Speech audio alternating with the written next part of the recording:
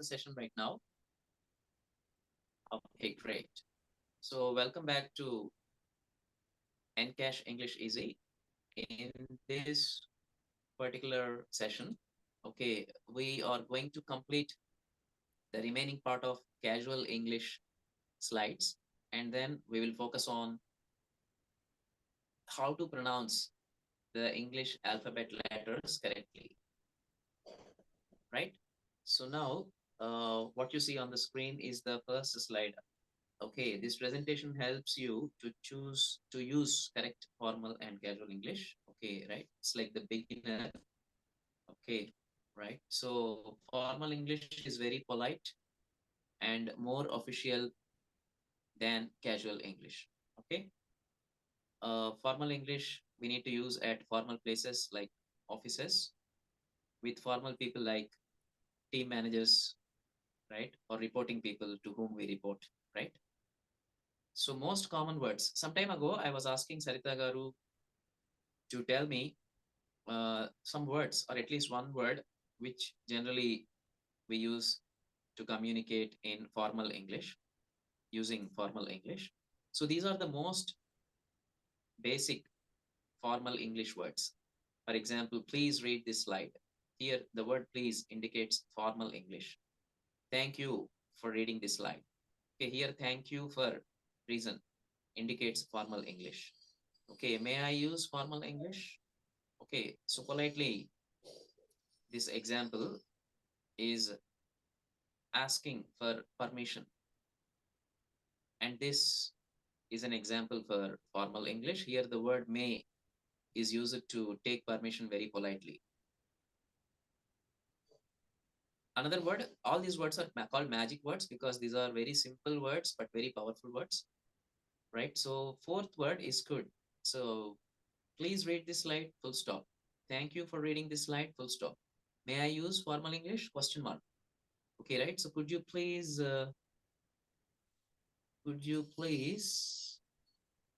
Move to next slide. yeah, could you please move to next slide, question mark? So here could, could, could is the, what we say, the word uh, which indicates formal English. Okay, I am just experimenting with some features of the Zoom here. So that's why, I was just focusing on Zoom features. Okay, right? So could you please move to the next slide, or could we, could we move to next slide? Okay, that is formal English. Can we move to next slide? That is casual English. Okay, move to next slide. That is extremely casual. Okay, right? For example, if I have someone who is a high school student who is helping me, right? Then very casually, I would say move to next slide. Okay, right? So that would be very casual. Okay, right? Or yeah, very casual. Okay, right? So casual English is very casual, normal. Okay, it is more personal, less business or less formal. Okay, right? So casual English we use at places like home and with people like family members. Okay, right? Friends, close friends like that. So again, what are the most common words that can be used that we can use, while using, uh, while using casual English, there are words like can. Okay, right? So can you give an example for casual English? This sentence itself is an example for casual English. I think yesterday we did not see this particular slide. I think maybe the previous session ended on this slide yesterday. Okay, right? So let's go a bit slower from here. Okay, right? So let's go a bit, that's like neutral English, right? Let's go slower, that is neutral English. All right, so other than formal English, other than casual English, there are many sentences which are neither formal nor casual. So these sentences we can say like neutral. Okay, right? These that means, these type of sentences can be used as part of formal English, or you know as part of casual English also. So if you can use a sentence as part of formal or casual English, those type of sentences can be called as neutral English. Okay, right? And there is a concept called neutral accent. May I know? Do you have any idea about what is neutral accent? Have you heard of what is neutral accent? Maybe you have heard of American accent, British accent, Indian accent of English, but did you hear anything about neutral accent? What is neutral accent? Mixed language. Yeah, not exactly, so let me tell you what is the meaning of neutral accent. So first of all, what is accent? Accent is the style in which you use a particular language, right? For example, if you take Telugu language, Telugu language is spoken differently at different places. Like I am at Nellore, so there is a Nellore accent of Telugu language. I know that accent, right? So there is a Rayalaseema accent of Telugu language. There is a Telangana accent of Telugu language, right? So similarly, English language also has many accents, right? Accent can be called as yasa in Telugu. Okay, right? So uh, when we come to English language, of course, we know that Indian accent is there, American accent is there, British accent is there. Based on the need, we will take separate sessions for American accent and British accent in the future, right? So right now, I'm talking about what is neutral accent. Okay, right? So neutral accent means uh, an act, an accent which of English language which can be understood by most people who know English. For example, if I speak in English, most probably Americans can understand, Britishers can understand, Indians can understand, and any person who knows English to some extent can understand my English. Why? Because the accent I follow or the accent I use is not American accent, it is not British accent, it is not Indian accent. The accent I use is neutral accent. So, neutral accent means pronouncing the English words correctly and not following any particular accent. And the listener of the language, if the listener knows basic English, can understand my communication. So, such type of accent, that type of accent is called neutral accent. So, according to me, the best accent is neutral accent because we are living in a globalized world. Many of my relatives live at different live in different continents, in different countries, right? So I believe that neutral accent is the best accent of English language, and maybe the neutral accent is the best accent of any language, I would say. Okay, right? Even when we talk in Telugu, it is better to keep our language free of any particular accent. If you observe my Telugu also, obviously my Telugu would not be in Nellore accent. It would not be in Rayalaseema accent. It would not be in Telangana accent. It is neutral Telugu. So my Telugu can be understood by any person who knows Telugu, right? So that is what I believe in. So I believe that a professional, formal communicator in a language must use the neutral accent of that language. So this is what I believe in. Okay, right? So I hope the concept of neutral accent is clear to you.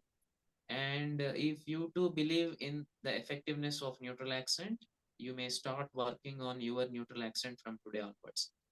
You may consciously observe whether, I think, as I know how you communicate, Sarita Garu and Nirmala Garu, I strongly believe that you also fall under the neutral accent category. Okay, right? Because I have never told you that your English is like Telugu. Generally, to my students, particularly at high school level, at the beginning itself, I tell them that your English is not like English. Your English is like Telugu. I say, for example, I think there is one fan, right? So there is a fan, right? So FAN fan, that is English, right? FAN fanu, that is Telugu. So what what Okay, Telugu okay. people do is, because Telugu language has the ukara, the u sound, the short u sound at the end of many words, unknowingly and unconsciously, what many Telugu people do is they add that u sound to the end of all the English words, or majority English words. Then the English does not sound like English. This English sounds like Telugu only. My English is very good. Then it bad, good, better.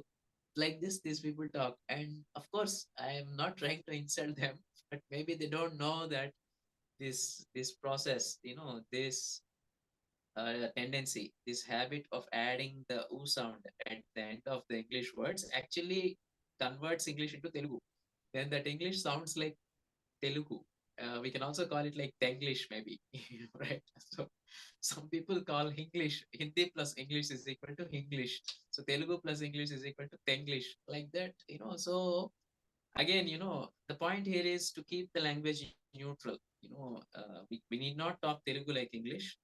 Like some actors talk Telugu like English. Nenu vachanu poyanu appudu chachanu, something like that they say.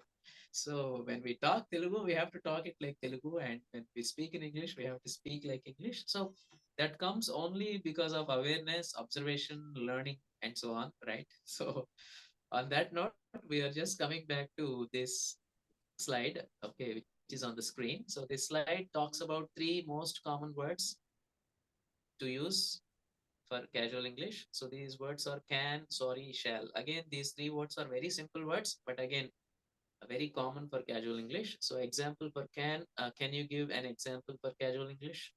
So this is a casual English example. So this sentence should be used only to the people with whom we have authority. For example, as the faculty or as the trainer, I have some authority here. So I can use this word can. So if needed or if I feel needed, then I can say, can you give an example for casual English? That is okay. But in this session, a student cannot use the word can to me. Okay, right? Because the student cannot use casual English to the faculty. But the faculty can use casual English to the student generally. Okay, right? So that is how it goes. Okay, right? Even if you want to enter a particular room, a classroom or an interview hall, you cannot ask. I mean, if you are a student, you cannot ask, can I come in? You have to ask, may I come in? For example, let's say you are going into an interview hall, right? At the entrance of the interview hall, you cannot ask the interviewer, can I come in? No, because you cannot use casual English there. You need to use formal English there, right? So you can say, may, only thing you have to say is, may I come in? That's all, question mark. Question mark, we write it, we don't say it, but we mean it. We ask it like a polite question, right? May I come in? So this is like that. Okay, right? So that's all you can use. So if you ask like, can I come in? It means I have the authority to come in. I'm just asking you. That is the meaning of that. Okay, right? So you cannot use that. And if you ask like, shall I come in? That is too casual. Within family members, if you are entering the a personal room, for example, this room is only used by me mainly. Generally, it's a very small room mainly for my work like this. So generally, no one enters this room. So if a family member wants to enter this room right now, uh, they can say, shall I come in? So example three on the screen, you can see word number three, right? Shall. Okay, right? See here we have, shall I come in? Okay, so this is casual English, can be used only in between family members or among family members, very close personal people. Okay, right? So sorry is casual again. Okay, right? So for very formal situations where the severity is very high, we use I apologize to you. That is an extreme formal and extreme severe situation. But whereas sorry is okay for some formal situations also. So based on the context, based on the situation, based on the type of relationship we have with the other person, so we use these casual English and formal English. Simple, to make it very simple. In most of your work life, you have to use. I mean, you need to use formal English. We need to use formal English, and in most of our personal lives, we can use casual English. So that is a simple drawing line between where one has to use formal English and where one has to use you know uh, casual English. I think we are in the last 1 minute of this session, 1 or 2 minutes. So today also we have learned many things, but we are unable to get into the wonderful world of how to pronounce the English alphabet letters. It needs some time, it needs one session. So tomorrow we will focus only on okay, fine. Yeah, this slide is also completed. So that's a good thing. So tomorrow we'll focus on this PowerPoint presentation is also completed. So tomorrow, I mean, in the sense, in the next session, we will focus only on one thing, that is how to pronounce correctly the letters, the alphabet letters of English language. There are 26 letters. Some of these letters are by default pronounced correctly by Telugu people, because in Telugu also the pronunciation is similar. whereas many letters are there which are not pronounced similarly in Telugu language. So Telugu people pronounce them wrongly. So a slight awareness, some kind of discussion, some kind of teaching or training can make the difference. So the next session we'll focus on how to pronounce the letters, right? 26 letters. So that's it in Thank you, this. sir. Thank you so much. Such a wonderful Welcome, section, sir. for Thank you. attending. Yeah, Thank and you. Nirmala Garu, thank you very much for attending. We are recording the session, right? So I will share the Sure, sir. what we say, the unlisted version of the YouTube video. That means only the people who have the link can access that video. This video will not be available for all public on YouTube, but this video will be available only to the people who have that link. So that link of the YouTube channel of the recorded session today, I will send maybe after half an hour. All right. So that is it now. And we are just waiting for Zoom to end the session. So if you have any questions, you may ask at the beginning of the next session, Satya Garu. We'll just clarify that. Or you can ask on the WhatsApp or whatever platform, that is accessible to us. All right. And the only homework for you, Sarita Garu, is to watch the video, training video at least once or twice. That's it. Okay. Right. And Thank you, of sir. course, it's Thank you. good that you have been making a note of the running notes. Running notes is always amazing, right? Running notes is a compulsory thing, is a mandatory thing for anyone who wants to learn something. Even we observe collectors, the so-called collectors or administration people, we can always observe them making a note of things, right? So running notes is a wonderful habit, right? So I strongly recommend to have a dedicated notebook for English, because English is a lifelong thing. Even though we can have the best training, but still, observation and learning and improving, practicing should happen every day. All right. So on that note, uh, I'm really wondering, like, why Zoom session is still going on. Actually, ideally, I think the Zoom should have been closing the session by now. Okay, right. So anyway, instead of waiting for Zoom forever, I think we can, end the session, right? So thank you very much once again for attending. So we'll Thank you, meet in the sir. next Thank session. you.